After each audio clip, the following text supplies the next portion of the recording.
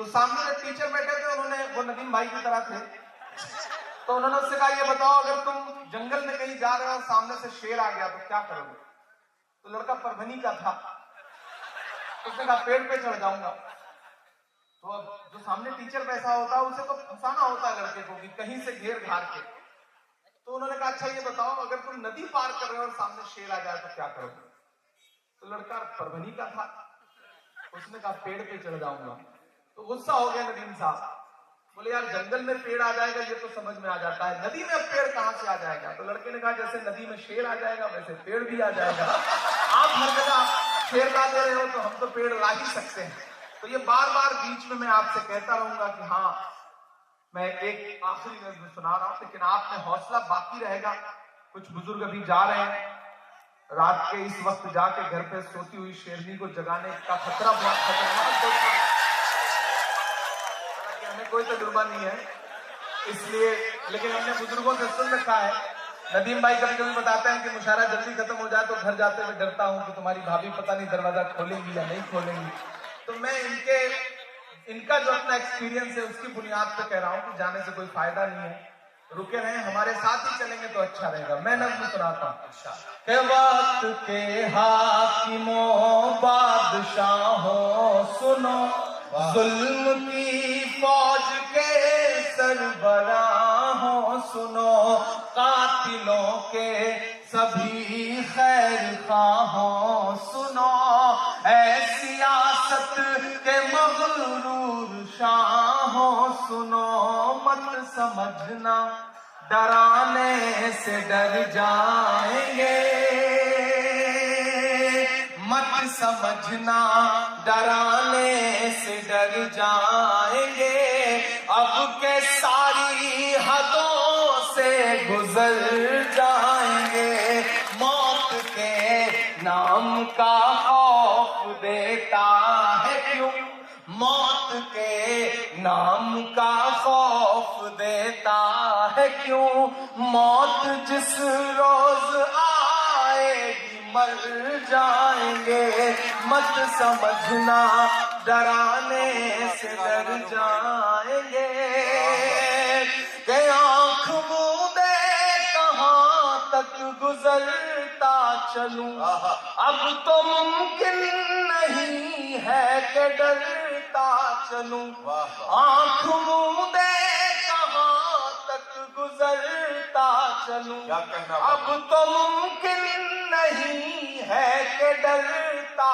चलूं, मैं के शायर भी हूँ और मुअर्रिख भी हूँ, जुल्म जितने भी हो दर्ज करता चलूं, आंसुओं की सियाही से लिखता रहूं, खून दिल की सियाही से लिखता रहूं, ना इधर जाएंगे ना उधर जाएंगे, बन के खुशबू फज़ा में बिखर जाएंगे, मत समझना डराने से डर जाएंगे। और आखिरी बंद पढ़ता हूं और एक वाक्य आपको बताता हूं।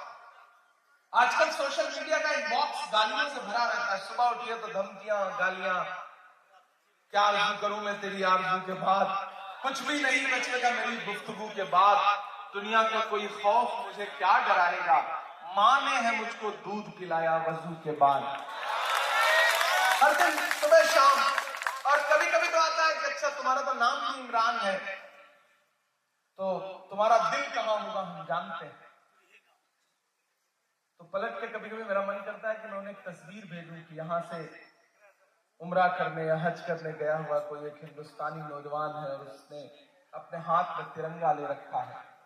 मैं पलट के एक तस्वीर भेजता हूं और नीचे लिखता हूं कि मेरे भाई वतन परस्ती का सबूत मांगने वाले, हमने तो ऐसी जगहों पे भी तिरंगा ले जाकर फहराया है जहां पहुंचने की तुम्हारी हैसियत भी नहीं है, तुम कदम भी नहीं रख सकते हो, हमसे सवाल करते हो।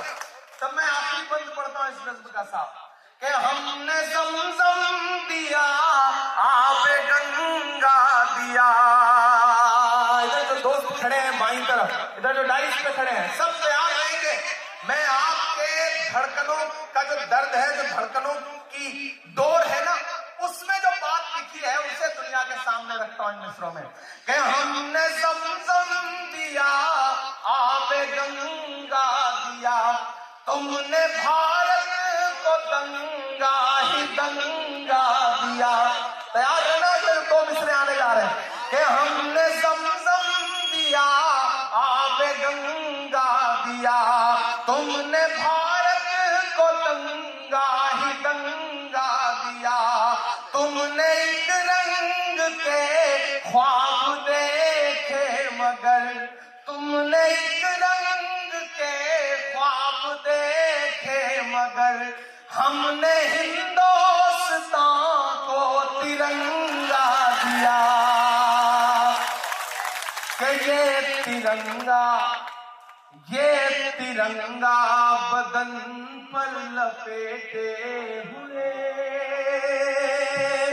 ये तिरंगा बदन पर लपेटे हुए एक दिन इस जमीन में उतर जाएंगे, मत समझना डराने से डर जाएंगे। और परभनी वालों, सिर्फ 3 मिनट आखिर में, मुझे लगता है कि कोई मशारा हो, कोई सेमिनार हो, कोई जलसा हो, अगर सिर्फ वही बातें कही जाएं जो आपके कानों को अच्छी लग रही हैं, तो मुझे लगता है कि माइक पर खड़ा हुआ इंसान इंसाफ नहीं कर रहा है। ऐसा भी कुछ कहा जाए जो दिल में ठक से लगे और झंझोड़े आपको, कुछ एक आध बात आपको बुरी भी लगे। मैं एक मतला और 2 शेर पढ़ के जाता हूं, घर लेके जाइएगा। गलतियां तो हमसे भी हुई हैं, कुछ तो कहीं ना कहीं कमी हमसे भी हुई है। ये गिरेबान हमें अपना पकड़ के पलट के झांकना तो इसमें भी पड़ेगा। मैं पढ़ता हूं परभनी वालों, यहाँ मीडिया के साथी बैठे होंगे, उर्दू मीडिया के साथी बैठे होंगे। कल सुबह अगर कुछ छापिएगा इस अखबार का, इस मशायरे के बारे में अखबार में, तो अगर इसमें से कोई एक मिसरा उठा के छापिएगा कि इमरान आया था और इमरान ने ये बात कही है, तो मुझे लगेगा कि मेरा आना हजारों किलोमीटर का सफर तय करना कामयाब रहा। मैं एक मतलब और 2-3 शेर पढ़ता हूं। आज तारीख है हैरान, कहां चूक हुई। मेरे बुजुर्गों, मेरे नौजवान दोस्तों, अंदर एलईडी स्क्रीन पर जो हमें देख रही हैं मेरी माएं बहनें, कहीं तो कुछ चूक हुई है ना, कहीं तो कुछ गलतियां हुई हैं। मैं पढ़ता हूं, मैं अपने शायर दोस्तों से भी दुआएं मांगता हूं कि आज तारीख है हैरान, कहां चूक हुई। हम खुद में बादशाह हैं, हम शहंशाह हैं, हमें परवाह ही नहीं कि दुनिया में क्या हो रहा है। हम सुबह जब चाय की दुकानों पे बैठते हैं ना, तो हमें लगता है कि हम नवाब साहब हैं, बाकी सब किनारे। तब मैं पढ़ रहा हूं ये मिसरे कि आज तारीख है हैरान, कहां चूक हुई। सोचिएगा कभी सुल्तान, कहां चूक हुई। सोचिएगा कभी सुल्तान, कहां चूक हुई। तुम पे दौलत भी है, तादाद भी, ताकत भी है। तुम पे दौलत भी है, तादाद भी, ताकत भी है, फिर भी हो बेसरो सामान, कहां चूक हुई। फिर भी हो बेसरो सामान, कहां चूक हुई। और ये शेर सुनिएगा कि हल हुआ करते थे दुनिया के मसाइल जिनसे, हल हुआ करते थे दुनिया के मसाइल जिनसे। मसला अब है मुसलमान, कहां चूक हुई। मसला अब है मुसलमान। और आखिरी शेर गजल का, जहां है जैसे खड़े रहिए ऐसे, मुझे आखिरी शेर में मुझे आपकी दुआ चाहिए कि रह गया किस लिए। अच्छा, अगर खड़े हो रहे हैं तो खड़े ही हो जाइए, या फिर बैठे हैं तो बैठे ही रहिए।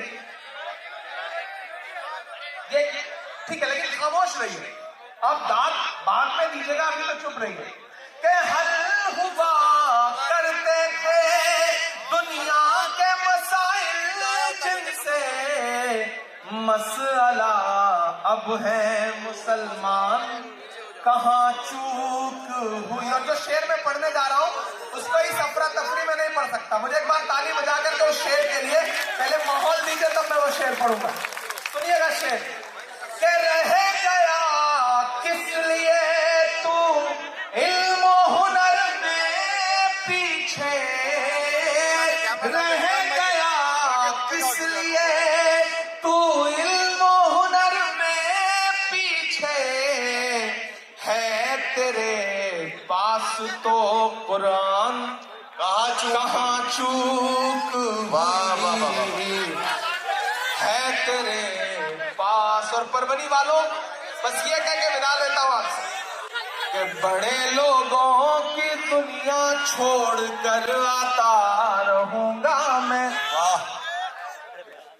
कोई नहीं, ये लोग आगे आ नहीं जाएंगे, सब अपने हैं, भाई हैं, अपने हैं, ये आप ही जाएंगे तो क्या फर्क पड़ता है।